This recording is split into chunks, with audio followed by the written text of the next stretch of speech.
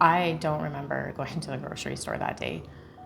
In fact, my memory and recollection starts with looking down at my hands while I was sitting in my truck and realizing I had bought in a container of dip for supper.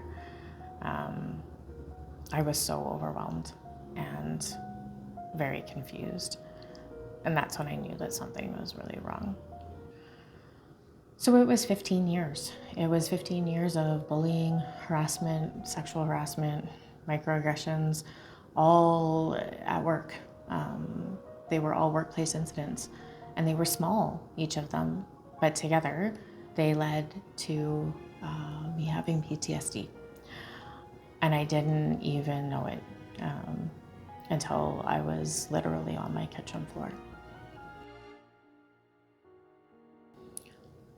I was forgetting things. I was really irritable. It started coming out at home. I was taking it out on my family. It really was disruptive. When you're told that you have suffered from PTSD, you really feel like an imposter. I went through a whole journey just on that alone. I was not in the military.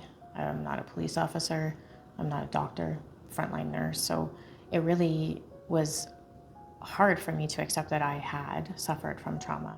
My mental health crisis and subsequent journey that I have been on were the direct result of not doing the right thing in business. The losses are significant. I have lost my joy. The things that I love to do no longer bring me happiness or fulfillment. I have lost experiences and opportunities. I have lost dignity, self-respect. And honestly, I think the hardest of them all was losing my confidence and my identity. The work of inclusion often feels insurmountable. It's like standing at the bottom of a mountain and staring up and just not understanding how you're going to get to the top. We talk about it. We have conversations about it. We put it into an action plan. We turn it into a pillar of our foundation in the work of equity, inclusion, and diversity.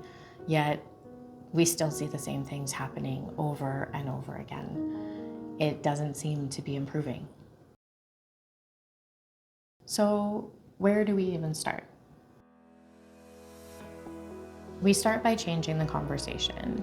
We need to create spaces that are truly inclusive and not just ticking a box where we put people and organizations at a disadvantage. We need to redefine and measure differently when we think about success within business. We can have an inclusive organization that is profitable. They are not mutually exclusive goals. We can work towards making businesses a better place for individuals to work, and businesses can be more successful. My story is not just a testament to resilience and my transformation. It really is the backbone of the company. Empathy is my superpower. Inclusion is my reason. And my story is my why. I get up every single day with one mission, and that's to reduce the harm to people within organizations.